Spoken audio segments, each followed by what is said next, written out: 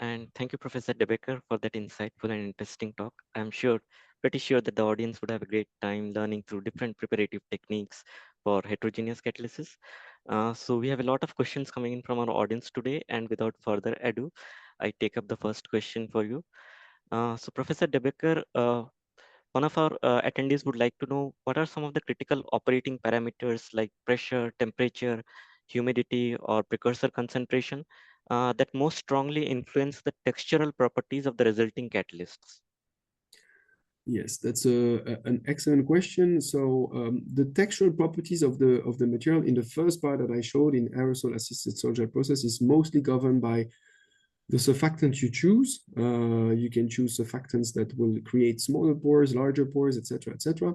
But of course, as opposed to what you have in normal, what we call ASA processes. I don't know if this rings a bell. So evaporation-induced self-assembly, where you have the evaporation-induced self-assembly of the surfactant to form micelles, etc.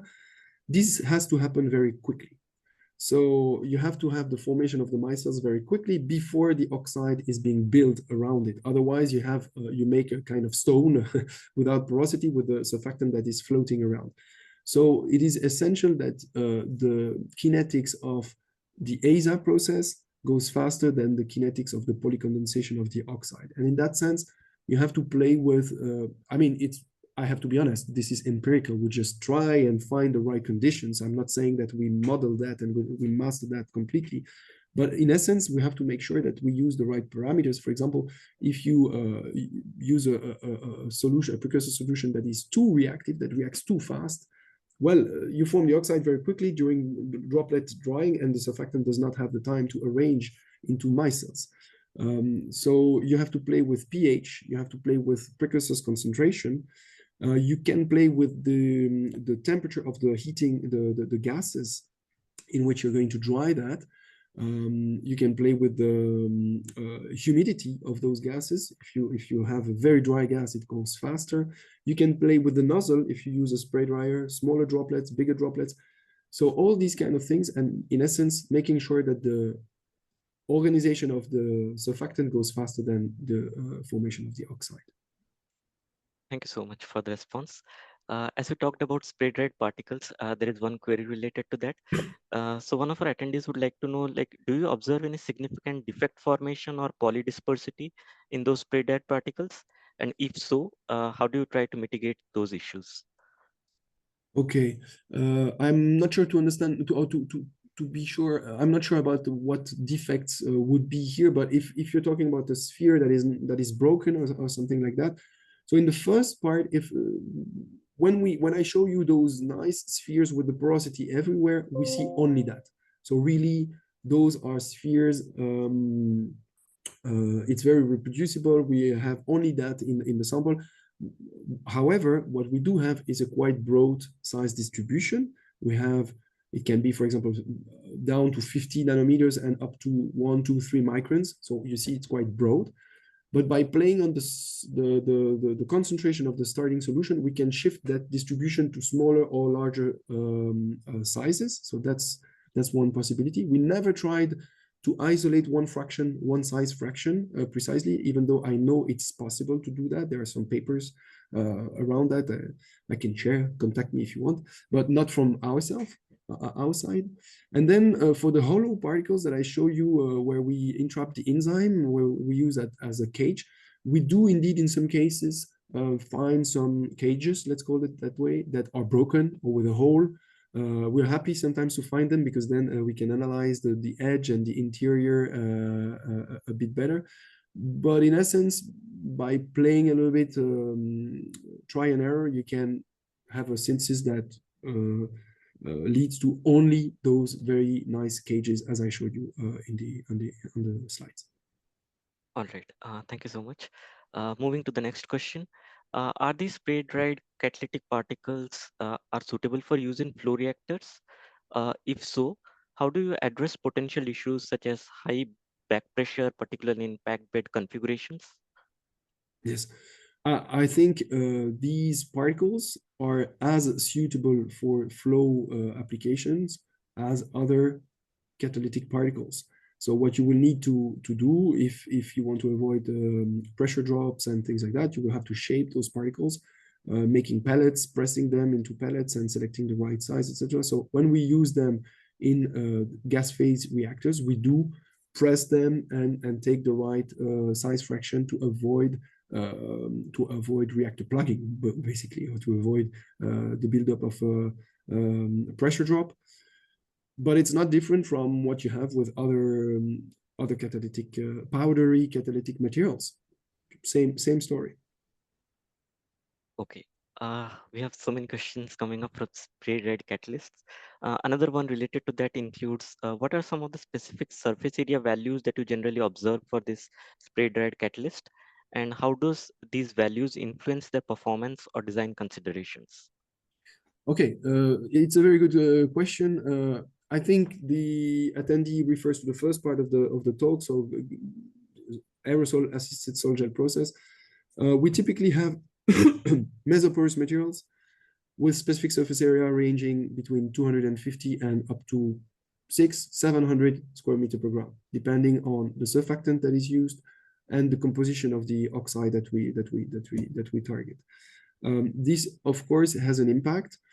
I didn't have the time to show today, but for example, we have a study on titano-silicate catalysts, where we have used several pore generating agents, so a small surfactant plus large polymer beads to have macropores and have a very difficult word in English, hierarchically porous material.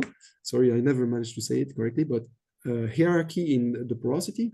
And these materials had outstanding performance in epoxidation reactions, especially for relatively bulky epoxides, because of more advantageous texture. So yes, texture is very important, and choosing correctly the templating agent and the conditions in which we do the spray drying allow us to tune the specific surface area and to boost performance in many cases, very often. Thank you, Professor Debecker. Another curious question was related, could you please comment on to what extent can porogen-driven pore formation dominate or complement the porosity generated by drying dynamics such as uniform volume shrinkage or surface shell formation in spray pyrolysis? I'm not sure I understood, but I heard the last word. The last word makes me think that maybe there's a misunderstanding. There's no pyrolysis in this case. So what is very much more common in the literature, you can find aerosol spray pyrolysis or flame spray pyrolysis. This is FSP, or there are some other nicknames for that. But when you see P like pyrolysis, it's where you process the droplets at very high temperature in a flame, and in that case, you indeed build crystallites very quickly, and you indeed have the grain boundaries and all these kind of questions. I think that's what I understood from the question, that is more related to that field. In our case, that's why in my title I use the word mild. So we don't use a flame, we just use a reasonable temperature, can be 150, 200, 300 in some cases, but it's very quick, it's 1 second at that temperature. So everything is quite mild. And what I show you today is only amorphous silica, basically. Amorphous silica in which we trap some things, gold precursors, tin precursors, aluminum, etc., etc. So I hope this answered the question. If I did not really catch the question and my answer is not complete enough, please, the attendee can definitely send me an email. I can try to answer better. Sure. Another attendee was curious to know, have you ever performed a thermogravimetric analysis on your synthesized catalyst?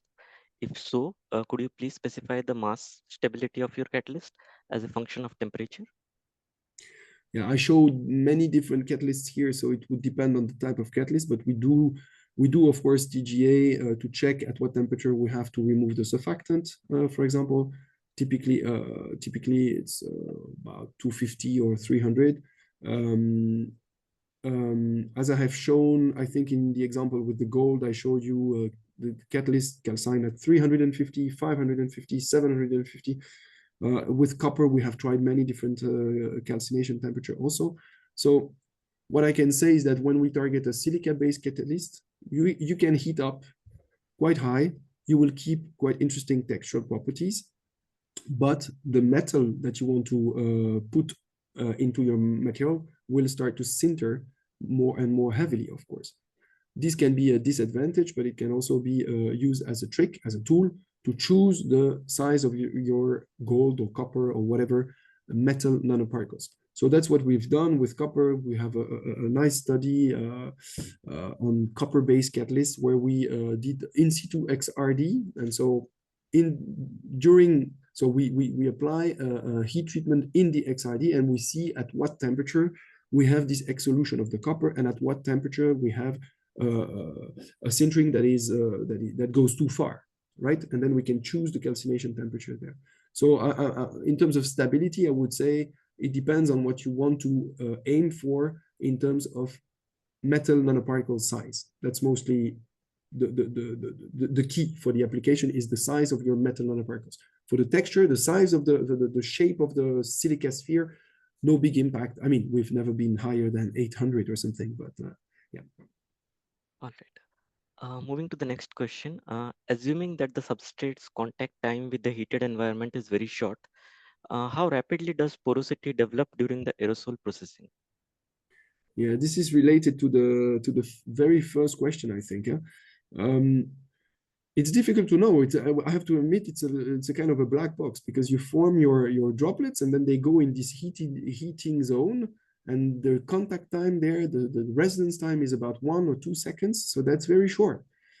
How to analyze what happens in that 1 second time span is kind of tricky. So I would be very pleased to be able to answer this question myself, but I have to admit I cannot. There are some, again, I can share a paper by other colleagues who have tried to follow this by looking using a Raman probe on a droplet during drying, very advanced characterization technique and some interesting results. But on my side, I cannot go further than saying that it's a bit of a black box that lasts for 1 or 2 seconds and then you see what comes out. Question, Professor Debecker. According to you, what emerging catalytic reactions or industries could actually benefit most from your approach in the next upcoming decade? Oh, that's a very tricky question. I think I will go for the safe answer because I think what we're trying to do in the lab here is to bring up another way to make catalysts. But when you start working on making catalysts, you can think of all the applications. It's not application specific. I mean, here I show you that was exactly the point of my talk was to show the diversity of things you can do. You can target mixed oxide, you can target porous materials, you can target zeolites, you can target metal-based catalysts. So I think it's a kind of change of paradigm. Instead of taking a support and putting the active phase on top of it, building it from bottom to top gives you opportunities to tailor some properties. And I could not pick one application there. I would say that the very hot, very topical applications that we see in the field of catalysis could all benefit from, okay, let's think about what we can do in the aerosol. So it would be the same applications as those that colleagues using more conventional ways to prepare catalysts are currently targeting. Can be also electrocatalysis. What I didn't show here was purely metallic materials. We have colleagues in Paris who have done high entropy alloys, for example, by spray drying like this. And high entropy alloys are tremendously interesting in electrocatalysis for the moment now. So it's very diverse. Enzymes, high entropy alloys, nanoparticles. So yeah, I would say I would stick with a general answer and say all the fields in catalysis. Great to know that. So with that, we conclude our Q&A session for today. Any final concluding remarks for our audience, Professor Debecker? Final concluding remarks, maybe mostly directed towards graduate students, etc. Keep being curious, keep a multidisciplinary approach. You have seen here that catalysis, material science, chemistry in general, but also biology or biochemistry with enzymes, process engineering. You need competences in many different fields. So that would be maybe a piece of advice that I would give if I am given an opportunity to give a piece of advice, is to, yeah, to keep a multidisciplinary approach in your training and in your next endeavor, because this kind of research challenges requires people with competence in many different fields. All right. With that, I pass it over to Neha. Thank you so much. Thanks to Professor Debecker